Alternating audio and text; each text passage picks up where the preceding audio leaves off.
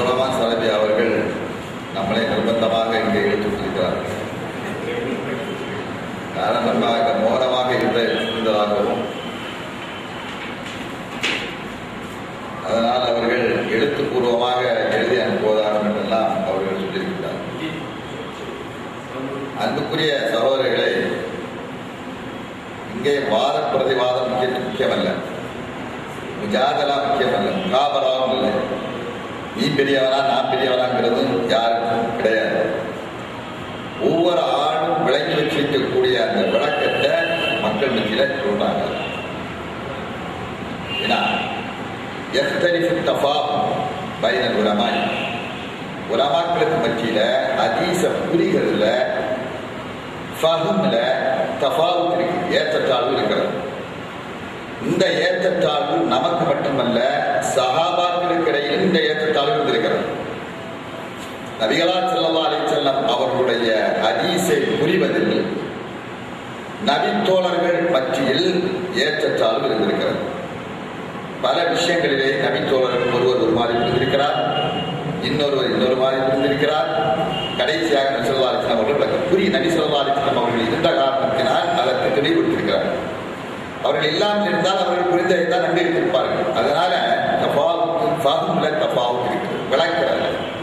ஹதீஸுடைய பொருட்களையும் அந்த ஹதீஸ்களில் உள்ளடங்கியிருக்கக்கூடிய கருத்துக்களையும் விளங்குவது, இன்னும் சொல்ல போனா சில விஷயங்கள்ல காலத்துக்கேற்ப பொருட்களும் மாறி கிடைக்கும். அந்த காலத்தில் சில விஷயங்கள் இருந்திருக்காது, அவங்களால அவ்வளவுதான் வழங்க முடியும்.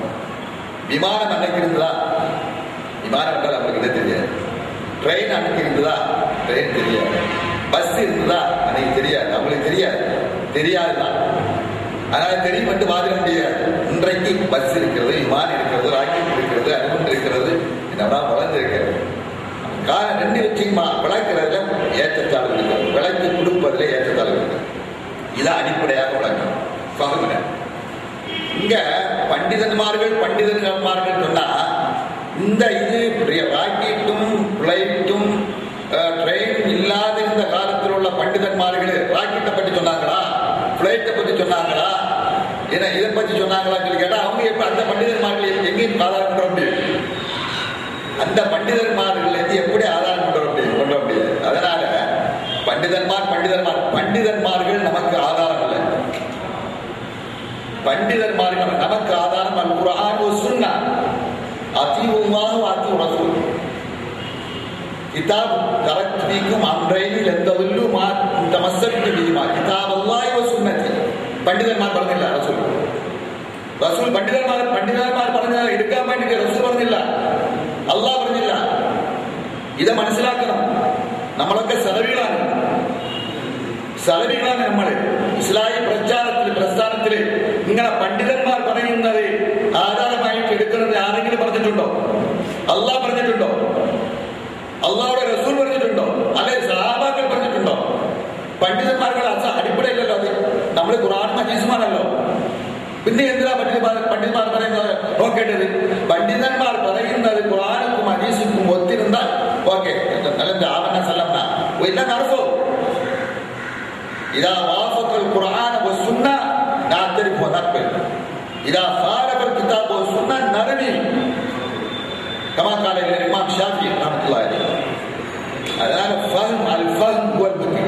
ولذلك قال النبي صلى الله عليه وسلم من يريد الله به خيرا يفقهه في الدين. هذا هو فقه في الدين. الفقه في الدين يختلف باختلاف الاشخاص والازمان. فلا بد عليكم ان تعرفوا. ഇതാ മനസ്സിലാക്കണം.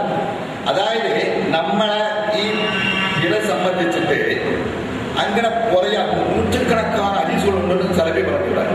എവിടെയാണ് നൂற்றுക്കണക്കാன ഹദീസുള്ളത്? ഒരു നൂற்றுക്കണക്കാണ്, ഒരു 100 ഹദീസ് കാട്ടി എവിടെ ഉള്ളത്? 100 ഹദീസ് ഒന്നുമില്ല. ഇതിനെ സംബന്ധിച്ചിട്ട് സഹിയായ ഹദീസാണെങ്കിൽ എടുത്താണെങ്കിൽ ഒരു 5-6 ഹദീസുകളുണ്ട്. അത് തന്നെ ഇവിടെ കുറിച്ചിട്ട് വേറെ ഒന്ന് അധികം ഹദീസില്ല. പിന്നെ ആ ഹദീസ് തന്നെ എത്ര പ്രാവശ്യം ഇത് കുറിച്ചിട്ട് സംസാരിച്ചിരിക്കുന്നുണ്ട്. എത്രയോ പ്രാവശ്യം വിവാദ പ്രതിവാദങ്ങൾ കേരളത്തിൽ എത്ര പ്രാവശ്യം നടന്നിട്ടുണ്ട്, തമിഴ്നാട്ടിൽ എത്ര പ്രാവശ്യം നടന്നിട്ടുണ്ട്, എല്ലാം ഒക്കെ ഇത് തന്നെ. ഈ ഹദീസ് തന്നെ.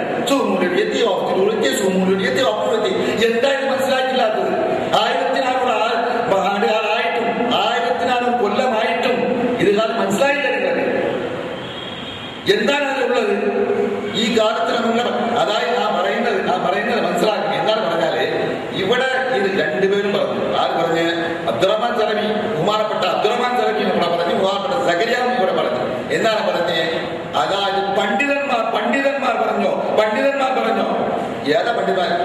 നബി സല്ലല്ലാഹു അലൈഹി വസല്ലം വലിയ പണ്ഡിതൻ ആരാണ്? നബി സല്ലല്ലാഹു അലൈഹി വസല്ലം അദ്ദേഹത്തിന്റെ കാലം വലിയ പണ്ഡിതൻ എവിടെയെങ്കിലും ഉണ്ടോ? അദ്ദേഹമാണ് പറഞ്ഞിരിക്കുന്നത്. പിന്നെ ഇവിടെ നമ്മുടെ അബ്ദുറഹ്മാൻ സലഫി അവസാനം പറഞ്ഞത് ഞങ്ങൾക്ക് 2 കാര്യമാണ്. ഒന്ന്, കണ്ണിൽ പാർക്കണം, കണ്ണാൽ കാഴ്ച. ഇന്നുണ്ട് 30 പൂർത്തിയാക്കണം.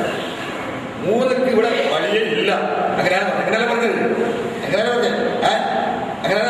അതായത് കണ്ണിൽ പാർക്കണം അല്ലെങ്കിൽ 30 പൂർത്തിയാക്കണം. 3ാം കാര്യത്തിൽ ഇവിടെ ഏതൊരു വഴിയുമില്ല. അങ്ങനെ പറഞ്ഞു. ഏത് 3ാം കാര്യം വഴിയില്ലെന്ന് എങ്ങനെ പറഞ്ഞു?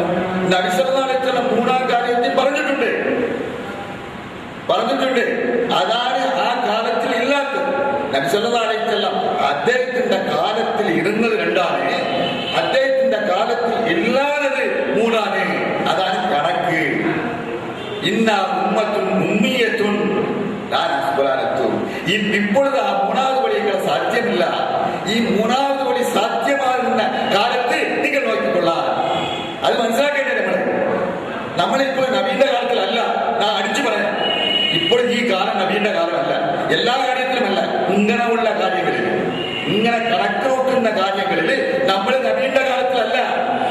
നബീന്റെ കാലത്തിൽ ഒന്നുമില്ല. കണക്കാക്കുന്ന ആൾക്കാരല്ല. കുറെ പേര് പറഞ്ഞിട്ടുണ്ട്. പിന്നെ ഒരു കാര്യം ഇവിടെ പറഞ്ഞു. അതായത് ഇബ്നു തൈമിയ്യ പറഞ്ഞത് തിരുമ്പ പറഞ്ഞു. നമ്മളെ അബ്ദുറഹ്മാൻ സലഫി എന്താണ്? ആരാണ് നബിയാണ്? ഇബ്നു തൈമിയ്യ നബിയാണ്.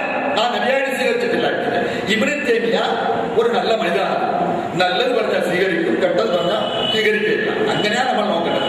ഇബ്നു തൈമിയ്യ പറയുന്നത് എല്ലാവരെയും നമ്മൾ സ്വീകരിക്കാൻ പാടില്ല. ഖുർആൻ സുന്നത്ത് ഒത്തിരിക്കുന്ന കാര്യത്തെ സ്വീകരിക്കണം. ഖുർആനുമായി ശരിയില്ലാത്ത അത് ആര് പറഞ്ഞാലും ആര് പറഞ്ഞാൽ നബി അല്ലാതെ ആര് പറഞ്ഞാലും ഖുർആനും ഹദീസുക്കും ഒത്തിരിക്കാത്ത കാര്യം ഏതായാലും എടുക്കാൻ പാടില്ല. ഇതാണ് നമ്മളെ ഉസൂല്. ഇതാണ് സലഫികളുടെ ഉസൂല്. അത് മനസ്സിലാക്കണം. ഇത് അങ്ങനെ പോയാല് ഇബ്നു തൈമിയ്യ നിങ്ങൾ എന്തിനാ ഇബ്നു തൈമിയ്യ പറഞ്ഞത് എടുക്കാത്തത്? അതായത് ഇസ്ലാമിൽ മതാലിയിൽ പറയുന്നുണ്ടല്ലേ. ഇബ്നു തൈമിയ്യ പറഞ്ഞില്ല എവിടെ കണ്ടാലും എടുക്കണമെന്നാണ് പറയുന്നത്. ഇബ്നു തൈമിയ്യ ലോകത്ത് എവിടെ കണ്ടാലും എടുക്കാൻ നിങ്ങൾ തയ്യാറാണോ? സലഫികൾ മുജാഹിദുകൾ തയ്യാറാണോ? ഇബ്നു തൈമിയ്യ ഈ കാര്യത്തിൽ ഇബ്നു തൈമിയ്യ ഞങ്ങൾ എടുക്കാൻ പാടില്ല. വാറണ്ട് പറഞ്ഞാൽ എവിടെ കണ്ടാലും എടുക്കാത്തവരും ആളാണ്. അത് മനസ്സിലാക്കണം. ഇബ്നു തൈമിയ്യ നിങ്ങൾ സ്വീകരിക്കുകയാണെങ്കിൽ ഈ കാര്യത്തിൽ ഇബ്നു തൈമിയ്യ പറഞ്ഞു കണക്കെടുക്കുന്ന ഒന്നാളുകളാണ്.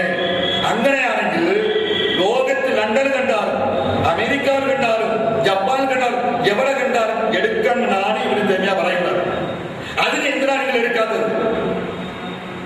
അത് എന്തിനാണ്? അപ്പൊ ഇബ്നു തൈമിയ്യ ഒരു ഭാഗത്ത് ഒന്നായിട്ട് பார்க்குന്നുണ്ട്, இன்னொரு ഭാഗത്ത് വേറെ ഭാഗം നോക്കുന്നുണ്ട്. അത് ശരിയല്ല. ഇബ്നു തൈമിയ്യ റെസ്പെക്ട് കൊടുക്കുകയാണെങ്കിൽ അദ്ദേഹം പറഞ്ഞ എല്ലാ കാര്യത്തിലും നിങ്ങൾ റെസ്പെക്ട് കൊടുക്കണം. കേരളത്തിൽ മറ്റും തന്നെ, കേരളത്തിൽ பார்த்தாൽ മറ്റും തന്നെ ഞങ്ങൾ സ്വീകരിക്കും. കോയമ്പത്തൂരിൽ பார்த்தாൽ ഞങ്ങൾ സ്വീകരിക്കല്ല.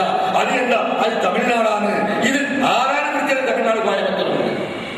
തമിഴ്നാട് കേരളത്തിന്റെ ഇങ്ങനെ ഉണ്ടാക്കിയത് ആരാണ്? നബിയാണ്, അള്ളാഹാണ്. അള്ളാഹാണ് ഇങ്ങനെ പറഞ്ഞത്. ഇത് തമിഴ്നാടാണ്, ഇത് കേരളമാണ്, ഇത് കർണാടകമാണ്. അള്ളാന്റെ ഭൂമിയാണ്. ഇന്ന അറുപതായി വാസ്യ ഒലില്ലായി മാനി സമാവാദ്യവും മാറില്ല. നമ്മളെ നോക്കണം. നിങ്ങൾ കേരള കേരള കേരള ഇങ്ങനെ പറഞ്ഞുകൊണ്ടിരുന്നാല് തമിഴ്നാടിൽ കണ്ട ഞാൻ കേൾക്കട്ടെ, കോയമ്പത്തൂരിൽ, അതായത് കോയമ്പത്തൂരിൽ കണ്ടാൽ വാളപ്പാട് കണ്ടാൽ കേരളത്തിൽ കാലിക്കാട്ടുകാരുടെ എടുക്കുമോ? എടുക്കില്ല. എത്രയും പ്രാവശ്യം റഫൽ ചെയ്തിരിക്കുന്നു. നമ്മൾ എന്തിനു പറയുന്നത്? ഇങ്ങനെ ഈ ഇഖ്തിലാഫ് പാടില്ല. ഇഖ്തിലാഫ് ഇരിക്കുന്നത് കൊണ്ടിട്ട് ആ ഇഖ്തിലാഫ് മൂത്താക്കാൻ വേണ്ടിയാണ് നമ്മൾ പരിശ്രമിക്കുന്നത്. കേരളത്തിൽ കൊല നടന്ന് കൊല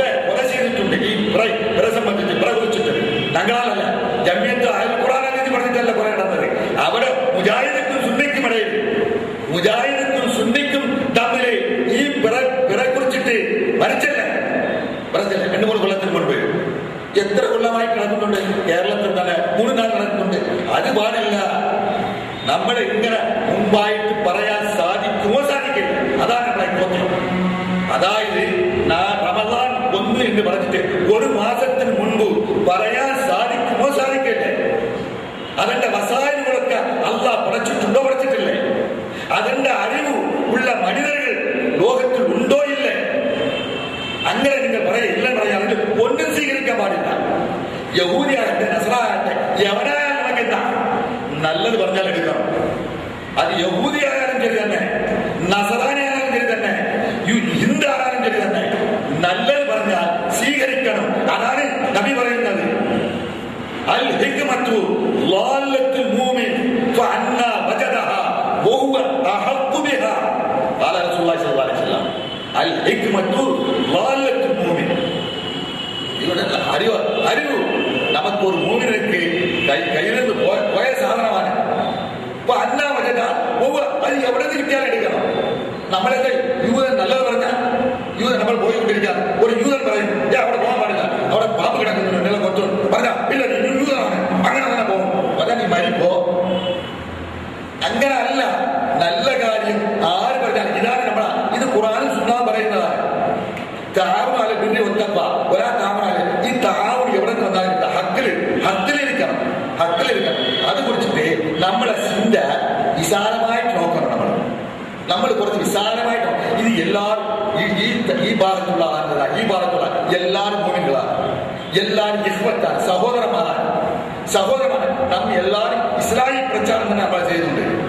ഈ ഇസ്ലാമിക് പ്രചാരണം കുറെ ഒക്കെ മനസ്സിലാക്കുന്ന വിഷയത്തില് ഇന്നില്ല നാളെ മനസ്സിലാക്കാം, മരണം മനസ്സിലാക്കാം, നമ്മൾ തിരി അറിയാമെന്നിരിക്കാം, അല്ലെങ്കിൽ ഈ ഭാഗത്തുകാരുടെ അറിയാമെന്നിരിക്കാം, ഈ ഭാഗത്ത് അറിയാം. അതൊക്കെ കുറെ അവകാശപ്പെട്ട് കുറെ ടൈം കൊടുത്ത് വേറെങ്കിലും ആധാരമുണ്ടോ, വേറെങ്കിലും വേണ്ടി പറഞ്ഞിട്ടുണ്ടോ, ഖുർആനിൽ അറിയിച്ചിട്ടുണ്ടോ, ഇങ്ങനെയൊക്കെ പറയും. നിങ്ങൾ പറയുന്നുണ്ട് അതായത് ഖുർആനിലും ആധാരമില്ല, ഹദീസിലുമില്ല, ഖുർആനിലില്ലേ. ഖുർആനിലൊക്കെ ഇസ്ലാമിനെ പറ്റി എത്ര കാര്യങ്ങൾ പറഞ്ഞിട്ടുണ്ട്. ഇസ്ലാമിനെ കുറിച്ചിട്ട് എത്രയോ കാര്യങ്ങൾ പറഞ്ഞിട്ടുണ്ട്.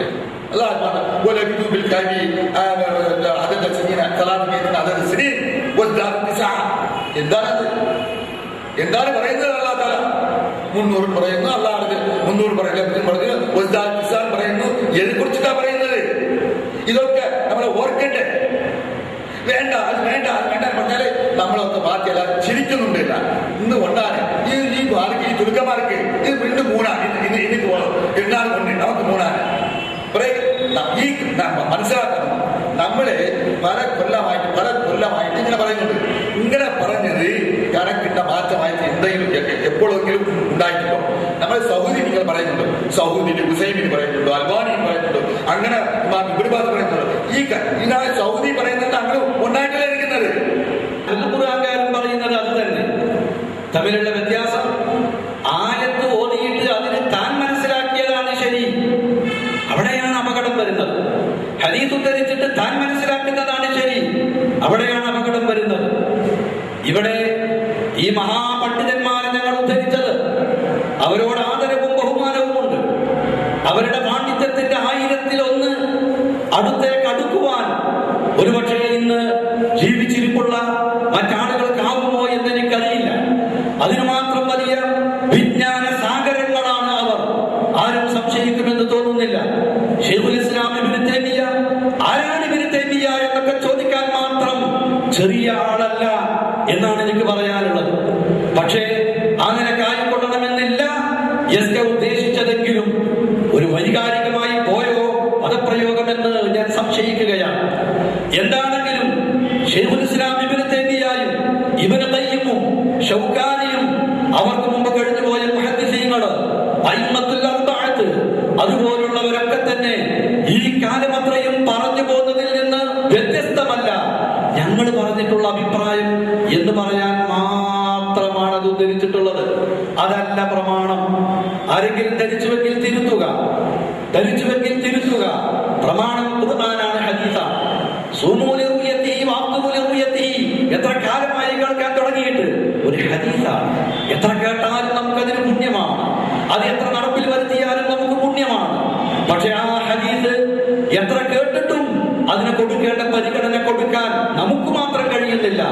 സഹാബത്ത് മുതൽക്ക് നമ്മളല്ലാത്ത ഗോളശാസ്ത്ര കണക്കുകളാണ് മാനദണ്ഡം എന്ന് പറയുന്നവരല്ലാത്ത മുസ്ലിം ലോകം ഏകകണ്ഠമായി അംഗീകരിക്കുന്നു. ആ ഹദീസും അതിന്റെ റൂയത്തിന്റെ അർത്ഥവും കണ്ണുകൊണ്ട് കാണലാണ് എന്ന്. മൂന്നാമത്തെ വഴി ഇല്ലെന്ന് പറഞ്ഞു. ഞാൻ പറഞ്ഞു മൂന്നാമത്തെ വഴി ഉണ്ടെന്ന് തെളിയിക്കാൻ എസ്കെക്ക് കഴിഞ്ഞിട്ടില്ല. 2 വഴി മാത്രമെന്ന് ഞാൻ മാത്രമല്ല പറഞ്ഞത്. എസ്കെ പറഞ്ഞതുപോലെ മൂന്നാമത്തെ വഴി ഖണ്ഡിതമായ ഗോളശാസ്ത്ര കണക്ക് എന്ന് അദ്ദേഹം പറഞ്ഞത് ലോകത്ത് അംഗീകരിക്കപ്പെടുന്നവർ ഈ ആയത്തും ഹദീസും മനസ്സിലാക്കി പറഞ്ഞിട്ടില്ല. നേരെ മറിച്ച് അത് പറഞ്ഞത് ഒറ്റപ്പെട്ട ശാസ്ത്രായ 1-2 വ്യക്തികളല്ലാതെ ആരും പറഞ്ഞിട്ടില്ല. പിന്നെ എസ്കെയാണത് പറയുന്നത്. അതുകൊണ്ടാണ് പറയുന്നത് ഞങ്ങൾ ഇവരെയൊക്കെ ഉദ്ധരിക്കുന്നത് അവരുടെ കൂടി പിൻബലമുള്ളത് കൊണ്ടാണ്. എന്റെ കയ്യിൽ ഈ കാണുന്ന എന്ന് പറഞ്ഞുകൊണ്ട് എസ്കെ എഴുതുകയും ജമിയത്ത് അഹ്ലുൽ ഖുർആൻ വൽ ഹദീസ് തമിഴ്നാട് വൽ ഹിന്ദ് എന്ന് കുറിച്ച് എന്റെ കയ്യിൽ തരികയും ചെയ്തത് 4 വർഷം മുമ്പാണ്. ഇത് തമിഴ്നാട്ടിലെ ജമിയത്ത് അഹ്ലുൽ ഖുർആൻ വൽ ഹദീസിന്റെ അഭിപ്രായമായിട്ടാണ് ഞാൻ മനസ്സിലാക്കിയത്. എനിക്ക് എന്ന് പ്രയാസം തോന്നിയിട്ടുണ്ട്. പിന്നെ അന്വേഷണത്തിൽ അഹ്ലുൽ ഖുർആൻ വൽ ഹദീസിന് മുഴുവൻ ഈ അഭിപ്രായമല്ലെന്നും മനസ്സിലാക്കാൻ കഴിഞ്ഞിട്ടുണ്ട്. ഇതിൽ എസ്കെയും പണ്ഡിതന്മാരുടെ അഭിപ്രായങ്ങൾ ഉദ്ധരിച്ചിട്ടുണ്ട്. പക്ഷെ അധികം ഉദ്ധരിക്കുവാൻ സാധിച്ചിട്ടില്ല.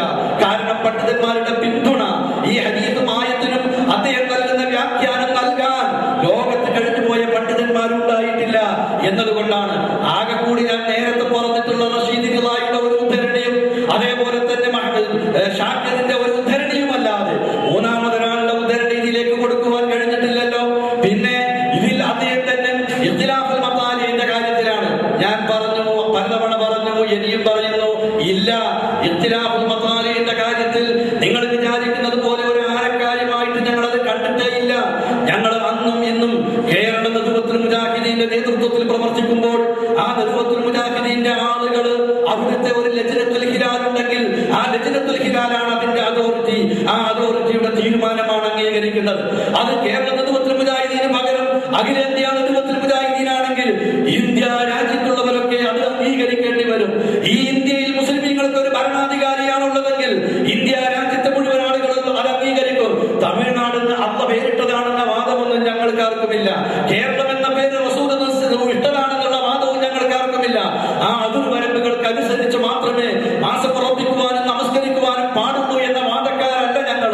അണ്ണാറക്കണ്ണനും തന്നാലായത് എന്ന് പറഞ്ഞതുപോലെ ആ കേരളക്കരയിൽ മുജാഹിദ് പ്രസ്ഥാനം മാസപ്പിറവിയുടെ കാര്യത്തിൽ സ്വീകരിച്ചിട്ടുള്ള നിലപാട് കൊണ്ട് കൊലപാതകം നടക്കുകയാണെന്ന് എസ്കെയുടെ വാചകത്തിൽ എനിക്ക് തമിഴ് അറിയാത്തത് കൊണ്ട് തെറ്റിദ്ധരിച്ചതാണോ എന്ന് എങ്കിൽ എന്നോട് ക്ഷമിക്കണം. പക്ഷെ സംസാരത്തിൽ നിന്ന് അല്പസ്വല്പം ഒരു ആകത്തുക മനസ്സിലാക്കിയതിൽ നിന്ന് ഒന്ന് അതാണ്. ഇല്ല കേട്ടോ, കേരളത്തിന്റെ ചരിത്രം നിങ്ങളൊന്ന് അന്വേഷിച്ച് പഠിക്കണം. DC-യോടെങ്കിലും നിങ്ങൾ ചോദിക്കണമെന്നാണ് എനിക്ക് പറയാനുള്ളത്. ഒരു മഹല്ലിൽ 2-3 പെരുന്നാൾ നടക്കുമ്പോ മുജാഹിദ് പ്രസ്ഥാനമാണ് അത് ഏകീകരിച്ചു കൊണ്ടുവന്നിട്ടുള്ളത്. അതേപോലെ തന്നെ കാണാത്ത ദിവസം കണ്ടുവെന്നും ഇല്ലാത്ത ചന്ദ്രനെ കണ്ടുവെന്നും പറയുമ്പോൾ അവിടേക്ക് മുസ്ലിം ലോക കേരളത്തിലുള്ള ജനങ്ങളെയെങ്കിലും ബോധവൽക്കരിക്കണമെന്ന് ലക്ഷ്യം വെച്ചുകൊണ്ട് ഞങ്ങൾ ഹിലാൽ കമ്മിറ്റി രൂപീകരിച്ച് മുഴുവൻ സംഘടനകളെയും അതിലേക്ക് ക്ഷണിച്ച് മറ്റുള്ളവർ വിട്ടുനിന്നുവെങ്കിലും ആ ലക്ഷ്യത്തിൽ ഞങ്ങൾ മുന്നോട്ട് നീങ്ങുക മാത്രമല്ല, ഇന്ന് ഞങ്ങളുടെ പാതയിലേക്ക് ബാക്കിയുള്ളവർ എത്തിയിരിക്കുന്നു. അവിടുത്തെ രാഷ്ട്രീയ സംഘടനകളും മറ്റു മുസ്ലിം സാംസ്കാരിക സംഘടനകളും എല്ലാവരും തന്നെ യാഥാസ്ഥികരും അതേപോലെ തന്നെ ഇഖ്വാനികളുമായ ആളുകളെ അതിലേക്ക് എത്തിച്ചിരിക്കുകയാണ്. മുസ്ലിം ഐക്യവേദിയുടെ പേരിൽ വിളിച്ചു ചേർത്ത യോഗത്തിൽ വെച്ച് മാസപ്പിറവിയുടെ കാര്യത്തിൽ ഒരു ഏകീകരണം ഉണ്ടാക്കിക്കൂടെ എന്ന് പറയുമ്പോൾ ബഹുമാന്യനായ ജമിയത്തുൽ ഉലമായുടെ പ്രസിഡന്റ് PK അലി അബ്ദുൽ റസാഖ് മദനി ആദ്യം എഴുന്നേറ്റ് സംസാരിച്ചു. ഞങ്ങൾ ഖുർആനിന്റെയും സുന്നത്തിന്റെയും അടിസ്ഥാനത്തിലാണ് അതിലൊരു നിലപാട് സ്വീകരിച്ചിട്ടുള്ളത്. അത് മാറ്റുന്ന പ്രശ്നമില്ല, മാറ്റാൻ ഞങ്ങൾക്ക് സാധ്യമല്ല. നിങ്ങൾ ഈ ഐക്യവേദി തീരുമാനമെടുത്താൽ ഐക്യവേദിക്ക് അതിന്റെ തീരുമാനവുമായി പോകാം. ഞങ്ങളുടെ നിലപാട് ഇതാണ്. ഖുർആനിന്റെയും ഹദീസിന്റെയും അടിസ്ഥാനത്തിൽ റുഇയ കാഴ്ചയാണ് മാനദണ്ഡം. ആ മാനദണ്ഡം അനുസരിച്ച് കണ്ടതായി 2 സാക്ഷികൾ കൊണ്ട് സ്ഥിരപ്പെട്ടാൽ ഞങ്ങൾ സ്വീകരിക്കും. പക്ഷേ ചന്ദ്രക്കല ഉണ്ടെങ്കിലല്ലേ കാണാൻ സാധ്യതയുള്ളൂ. ഇല്ലാത്ത ചന്ദ്രനെ കണ്ടു എന്ന് പറഞ്ഞുകൊണ്ട് ആരെങ്കിലും വന്നാൽ അത് സ്വീകരിക്കുവാൻ നിർവാഹമില്ല. കാലത്ത് 8 മണിക്ക് കോഴിക്കോട് നിന്ന് തിരുവനന്തപുരത്തേക്ക് പുറപ്പെടുന്ന ഒരു ട്രെയിൻ, ആ ട്രെയിൻ ഓരോ സ്റ്റോപ്പിലും സ്റ്റേഷനിലും നിർത്തുന്ന സമയം രേഖപ്പെടുത്തി വെച്ചിട്ടുണ്ട്. എന്നാൽ ആ സ്റ്റേഷനിലേക്ക് എത്തുന്നതിന് മുമ്പ് ആ ട്രെയിൻ കണ്ടു എന്ന് പറഞ്ഞാൽ ഇല്ലാത്ത ട്രെയിൻ കണ്ടു എന്ന് വാദിക്കലാണ്. ട്രെയിൻ പോകുന്നത് പോലെ സമയം തെറ്റിപ്പോകുന്ന ഒന്നല്ല. അള്ളാഹുവിന്റെ കൃത്യമായ കണക്കനുസരിച്ച് സഞ്ചരിച്ചു കൊണ്ടിരിക്കുന്ന ചന്ദ്രൻ. അതുകൊണ്ട് തന്നെ ആ ചന്ദ്രന്റെ ചലനം, അതേപോലെ സൂര്യന്റെ ചലനം അത് വളരെ കൃത്യമാണെന്നും അതനുസരിച്ച് പടിഞ്ഞാറേ ചക്രവാളത്തിൽ സൂര്യാസ്തമയത്തിന് ശേഷം ചന്ദ്രക്കല ദൃശ്യമാകുന്നുവെങ്കിൽ, ഉണ്ടാവുകയാണെങ്കിലല്ല ദൃശ്യമാവുകയാണെങ്കിൽ തീർച്ച അന്ന് മാസപ്പിറവി കണ്ട് അതിന്റെ അടിസ്ഥാനത്തിൽ മാസം മാറി ദിവസം മാറി, അതിന് സംശയമില്ല. ഇതാണ് ഞങ്ങളുടെ മാനദണ്ഡം. സൂര്യൻ അസ്തമിക്കുന്നതിന് മുമ്പ് അസ്തമിച്ചു പോയ ചന്ദ്രക്കല സൂര്യാസ്തമയത്തിന് ശേഷം അവിടെ ഉണ്ടെന്നും കണ്ടെന്നും ഒരാൾ പറഞ്ഞാൽ, ഉണ്ടെന്ന് പറഞ്ഞാലും സ്വീകരിക്കില്ല, കണ്ടെന്ന് പറഞ്ഞാലും സ്വീകരിക്കില്ല. തള്ളാനാണ് കണക്ക് സ്വീകരിക്കുന്നത്, കൊള്ളാനല്ല. എന്തുകൊണ്ട് നിങ്ങൾ സ്വീകരിക്കുന്നു? ഖുർആനിലും ഹദീസിലും വന്ന വസ്തുതകളായി അംഗീകരിക്കുന്നു. എന്നാൽ ഖുർആനിലും ഹദീസിലും മതപരമായ ഒരു കാര്യത്തിന് നിങ്ങൾ സ്വീകരിക്കണം എന്ന് പറഞ്ഞതിന്റെ അർത്ഥത്തിലാണോ? ആ അർത്ഥത്തിൽ ഞങ്ങൾ കാണുന്നു.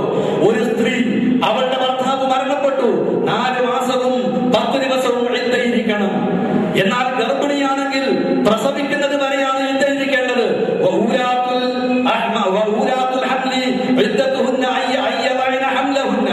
ഗർഭിണികളുടെ ഇദ്ദ പ്രസവിക്കലാണ് എന്ന് പറഞ്ഞാൽ ഇദ്ദ ആചരിക്കുന്നതിലെ പ്രധാനമായ ഒരു തത്വം ഇതാണ് എന്നും അതിൽ നിന്നും മനസ്സിലാക്കാൻ സാധിക്കും. ഇന്ന് ആധുനിക സൗകര്യങ്ങൾ ഏറെയുണ്ട്. ഭർത്താവ് മരിച്ചതിന്റെ 3-ാം ദിവസം വിവാഹാലോചന വരുന്നു.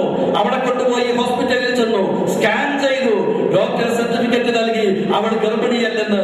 ഇദ്ദാചരിക്കേണ്ടതുണ്ടോ? ബോധ്യമായാൽ പോലെ, ഗർഭമില്ലെന്ന് അറിഞ്ഞാൽ പോലെ.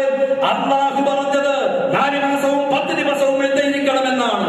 ബോധ്യമാകലല്ല, ആ ദിവസം കഴിച്ചു കൂട്ടണം.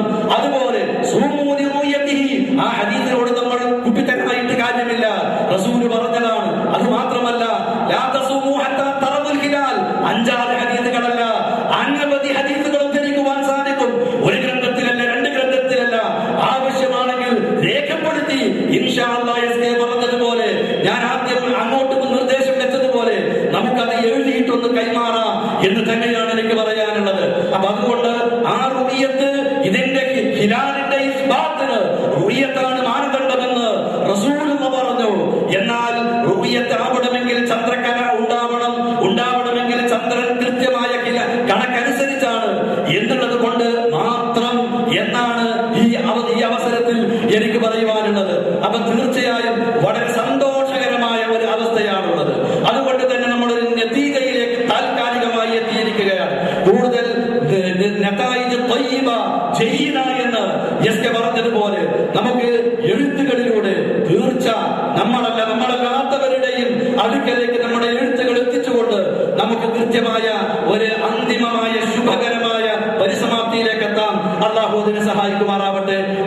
അൽഹംദുലില്ലാഹി റബ്ബിൽ ആലമീൻ. അസ്സലാമു അലൈക്കും വറഹ്മത്തുള്ളാഹി വബറകാതുഹു. അസ്സലാമു അലൈക്കും വറഹ്മത്തുള്ളാഹി. വളരെ നല്ല രീതിയിൽ ഈ വിഷയത്തെക്കുറിച്ച് ചർച്ച ചെയ്യുകയും അതിൻ്റെ ഒരു പരിസമാപ്തിയിലേക്ക് നമ്മൾ എത്തിക്കൊണ്ടിരിക്കുകയാണ്. അബ്ദുറഹ്മാൻ സലഫി സൂചിപ്പിച്ചതുപോലെ അദ്ദേഹം ആദ്യം പറയുമ്പോഴേ ആ വിഷയത്തിന് പ്രതികരിക്കണമെന്ന് ഉദ്ദേശിച്ചതാണ്. കാരണം ഈ ഒരു ചർച്ചയിൽ നമ്മൾ ഉദ്ദേശിച്ചിട്ടുള്ളത് ഒരു വാദപ്രതിവാദത്തിൻ്റെ ശൈലിയോ അല്ലെങ്കിൽ എതിർവിഭാഗത്തെ ഞങ്ങളുടെ തെളിവുകൾ കൊണ്ട് അടിച്ചൊതുക്കി ഞങ്ങൾ പറയുന്നത് സ്ഥാപിച്ചെടുക്കണമെന്ന ഒരു വാശിയോ ഞങ്ങളുടെ ഈ ചർച്ചക്കോ ഈ പരിപാടിക്കോ നമ്മൾ ഉദ്ദേശിച്ചതല്ല. അതുകൊണ്ട് തന്നെയാണ് വിഷയപരമായ ചർച്ചയിലേക്ക് തന്നെയാണ് ഞങ്ങൾ നീങ്ങിയിട്ടുള്ളത്. പക്ഷേ ആ രീതിയിൽ നിന്ന് തെറ്റി മാറിക്കൊണ്ട് ഇവിടെ ചർച്ച ചെയ്തിട്ടുള്ളത് അബ്ദുറഹ്മാൻ സലഫിയാണ് എന്ന് പറയാതിരിക്കാൻ നിർവാഹമില്ല. കാരണം ഞങ്ങൾ ഖുറാഫികളോടൊക്കെ ഞങ്ങൾ ചർച്ച നടത്താറുള്ളതാണ്. ആ രീതിയിൽ ഞങ്ങൾക്ക് പ്രതികരിക്കാൻ അറിയാഞ്ഞിട്ടല്ല എന്ന് പറഞ്ഞ അദ്ദേഹം ആ രീതിയിൽ തന്നെയാണ് ഇവിടെ പ്രതികരിച്ചിട്ടുള്ളത്. കാരണം ഈ പരിപാടിയുടെ ആരംഭം ആര് സംസാരിച്ചുകൊണ്ടാണ് തുടങ്ങിയത്? ബഹുമാനപ്പെട്ട കമാലുദ്ദീൻ മദനി പ്രസംഗിച്ചുകൊണ്ടാണ് ഇത് ആരംഭിച്ചിട്ടുള്ളത്.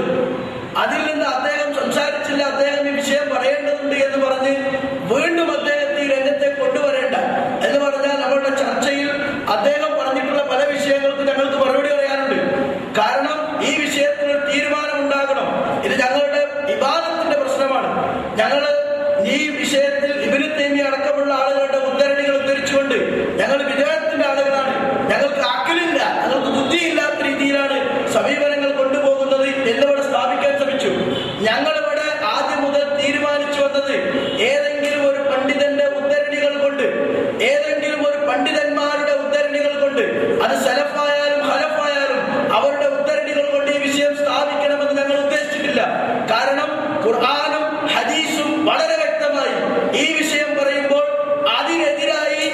പണ്ഡിതന്റെ ഉദ്ധരണി ഞങ്ങൾക്ക് ആവശ്യമില്ലാത്തത് കൊണ്ടാണ് ഞങ്ങളത് ഉദ്ധരിക്കാതിരുന്നത്. ആ വിഷയത്തിൽ ഒരു പണ്ഡിതന്റെ ഉദ്ധരണി ഞങ്ങൾ തേടിയിട്ടില്ല. ഇനി നമുക്കറിയാമല്ലോ, കേരള നേതൃത്വ മുജാഹിദീൻ ഒരു വിഷയം ഖുർആനിൽ നിന്നും ഹദീസിൽ നിന്നും തെളിയിച്ചാൽ അത് ഷാഫി ഇമാം പറഞ്ഞിട്ടുണ്ടോ, ഹനഫി ഇമാം പറഞ്ഞിട്ടുണ്ടോ, ഹംബലി ഇമാം പറഞ്ഞിട്ടുണ്ടോ, മാലിക് ഇമാം പറഞ്ഞിട്ടുണ്ടോ എന്ന് ചോദിച്ചാണ് മറുപക്ഷെ ഞങ്ങൾ എതിർക്കാറുള്ളത്. അപ്പോൾ ഞങ്ങൾ പറയുന്നത് ഏത് ഇമാമും ഞങ്ങൾക്ക് ബാധകമല്ല. ഇമാമിന്റെ ഒരു ഖൗല് അത് സുന്നത്തിനോ ഖുർആനിനോ എതിരായാൽ അത് ഞങ്ങൾ കോട്ടിൽ വലിച്ചെറിയും, ഞങ്ങളത് മതിലിൽ വലിച്ചെറിയും എന്ന് പറഞ്ഞാണ് ഈ ജനങ്ങളെ ഞങ്ങൾ സംഘടിപ്പിച്ചിട്ട് അവിടെ നിന്ന് ഇങ്ങോട്ട് വന്നതിന് ശേഷം വീണ്ടും അതിലേക്ക് തന്നെ തിരിച്ചു കൊണ്ടുപോകാനുള്ള ശ്രമമാണ്. ഇവിടെ ഈ വിഷയം മാത്രമല്ല ചർച്ച ചെയ്യേണ്ടത്, എന്താണ് ഈ വിഷയത്തിലുള്ള തെളിവ്, ആധാരമായി എന്താണ് പരിഗണിക്കേണ്ടത് എന്ന് ഇനിയും ചർച്ച ചെയ്യണം. കാരണം സലഫികളുടെ മൻഹജിൽ തന്നെ ഒരു വിഷയത്തിൽ പല അഭിപ്രായമുള്ളപ്പോൾ, പല ചർച്ചകളുള്ളപ്പോൾ ഇവിടെ ഒരു ചർച്ചയെ, ഉദാഹരണത്തിന് നിങ്ങൾ തന്നെ പറഞ്ഞിട്ടുള്ള ഇബ്നു തൈമിയ അതുപോലുള്ള ആളുകൾ എവിടെ കണ്ടാലും മത്ലബ് പരിഗണിക്കാതെ എടുക്കാമെന്ന് പറയുകയും ഇന്നും അക്കാര്യം നമ്മൾക്ക് ചർച്ച ചെയ്യാമെന്ന് പറയുകയല്ലാതെ ഇതുവരേക്കും ആ വിഷയം പ്രായോഗികവൽക്കരിക്കാൻ നിങ്ങൾ തയ്യാറായിട്ടുണ്ടോ? ആ വിഷയത്തിന്റെ അടിസ്ഥാനത്തിൽ ജനങ്ങളെ സംഘടിപ്പിക്കാനോ ആ വിഷയം ഇതുവരെ ഈ സമയം വരെ ഏതെങ്കിലും ഒരു മുജാഹിദ് വേദികളിൽ നിന്ന് എവിടെ കണ്ടാലും മാസം അത് പ്രായോഗികവൽക്കരിക്കാമെന്ന് അയിമത്തിന് അഭിപ്രായമുണ്ട് എന്നുള്ള രീതിയിൽ ജനങ്ങളോട് സംസാരിച്ചിട്ടുണ്ടോ? ഇല്ല. അവിടെ ആരെങ്കിലും തങ്ങളുടെ അഭിപ്രായങ്ങൾക്കെതിരായി വരുമ്പോൾ അവരുടെ വായു മൂടിക്കെട്ടാൻ ഹദീസുകൾ ഉപയോഗിക്കുക എന്നതല്ലാതെ കൃത്യമായി ഈ വിഷയത്തിൽ ജനങ്ങളെ ബോധവൽക്കരിക്കാനോ സലഫുകളുടെ മനസ്സിലേക്ക് ഈ വിഷയത്തിൽ കൊണ്ടുപോകാനോ തയ്യാറായിട്ടില്ല. ഞങ്ങളോട് നിങ്ങൾ വിയോജിക്കുന്നത് കണക്കിൽ മാത്രമാണ്. പക്ഷെ ജനങ്ങളോട് നിങ്ങൾ വിയോജിക്കുന്നത് അയിമത്തിന്റെ അവരുടെ അഭിപ്രായത്തിലാണ്. ഞങ്ങളോട് മാത്രം വിയോജിച്ചത് കൊണ്ട് വിഷയം തീരുമോ? ഞങ്ങൾ പറയുന്നത് ഈ വിഷയത്തിൽ ഇനിയും പ്രായോഗികവൽക്കരിക്കാനുള്ള നബിയുടെ ഖുർആൻ ആയത്ത് ഞങ്ങൾ ഉദ്ധരിച്ചു. ഇതിന് ഹിസാബ് ഉണ്ടെന്ന് ഖുർആൻ പറഞ്ഞു. ആ ഹിസാബിനെ നിങ്ങൾ അംഗീകരിക്കുന്നു. ആ ഹിസാബ് ഖണ്ഡിതമായതുകൊണ്ടാണ് ആ ഹിസാബ് വെച്ചാണ് കാഴ്ചയെ നിങ്ങൾ തള്ളുന്നത്. ഞാൻ ചോദിച്ച ചോദ്യത്തിന് ഇതുവരെ ഈ പക്ഷത്തു നിന്ന് മറുപടി ഉണ്ടായിട്ടില്ല. മുഹമ്മദ് നബിയോ സഹാബത്തോ അഹിമ്മത്തോ അവർ കണക്ക് കൊണ്ട് കാഴ്ചയെ തള്ളിയോ? ഇതാണ് ചോദ്യം. കണക്ക്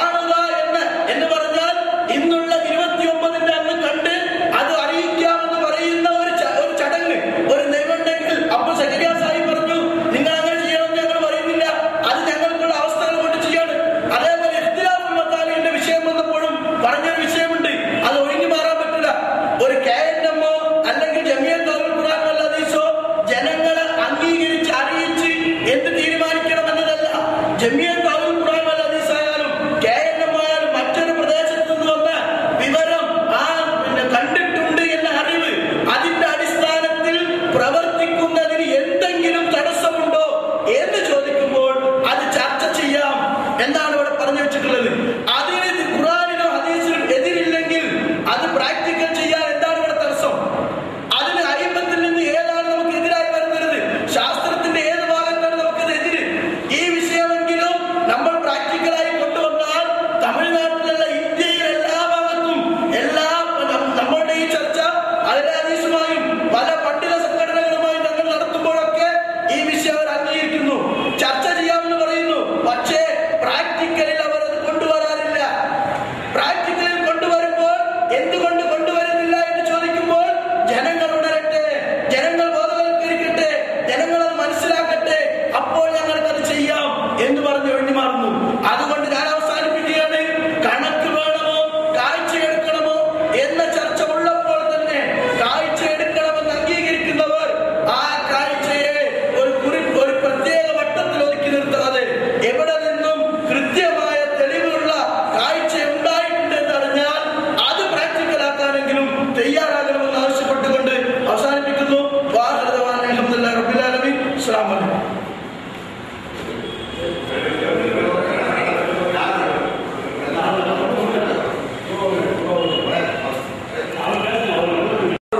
என்னுடைய வகையில் தனியாக ஒரு ஆலோசனை என்னன்னு கேட்டீங்கன்னா, ஒரு 4 ஜட்ஜி தனியாக கட்டாயமாக ஆளுங்களில் இருந்த மாபெரும் அவர்கள் மஹபில்களாக இருக்கும், அவர்களை தேர்ந்தெடுத்து அவர்களாக தேர்ந்தெடுத்து இந்த சைட்ல வாதத்துக்காக ஒரு 4 பேரும், அந்த சைட்ல ஒரு வாதத்துக்காக 4 பேரும் வச்சு அதனுடைய அடிப்படையில ஒரு ஹதீஸ் அடிப்படையில் நீங்க சொல்லக்கூடிய கருத்துக்கள் அத்தனை பேரும் நிச்சயமாக அவர்கள் தீர்ப்பு சொல்வார்கள். ஏன்னா அதற்கு மக்கள் என்ன செய்யணும்? 2 பேரும் கட்டுப்படணும். இப்ப 2 பேருக்கு மாத்திரம் இடையில வந்து பாதிப்பட்டு ஒரு சந்தோஷமாகவும் இன்னொரு கூட்டமும் பிரிஞ்சு கோபத்தோட போறது அப்படின்னு அப்ப இது வந்து என்ன செய்யறது? ஒரு இத்திஃபாக்கு ஒரு இத்திஹாதுக்கு வழியே ஏற்படுத்துங்களா? கட்டாயமா நீங்க 2 பேரும் சார்பாக நீங்க சொல்லி பார்ப்போம், நினைத்து பார்ப்போம். ஆகையினால தயவு செய்து அடுத்த ஒரு அமர்வு எப்படின்னு கேட்டீங்கன்னா, ஒரு 4 ஜட்ஜி நீங்களே தேர்ந்தெடுக்க பரவாயில்ல, நல்ல பெரிய ஆளும் சக்கரத்தால் என்ன செய்வோம், இன்னும் பல மௌலிகள் இருக்காங்க, அவங்களையும் தேர்ந்தெடுத்து அவங்கள ஒரு ஜட்ஜா நியமனம் செய்து 2 சார்பா சேர்ந்து நல்லா இருக்கும் அப்படிங்கிற நினைக்கிறோம்.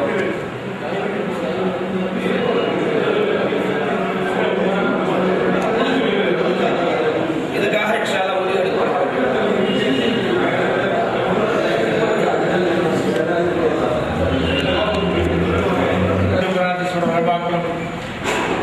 முகத்தோடு முகம் இருந்து எல்லாருடைய விஷயத்தில் பார்வையா அல்லது கணக்கா என்ற தலைப்பில் கருத்துக்களை எடுத்து வைத்து நல்ல சுகமான முறையில் இதுவரை கருத்துக்களை எடுத்து வைத்தார்கள்.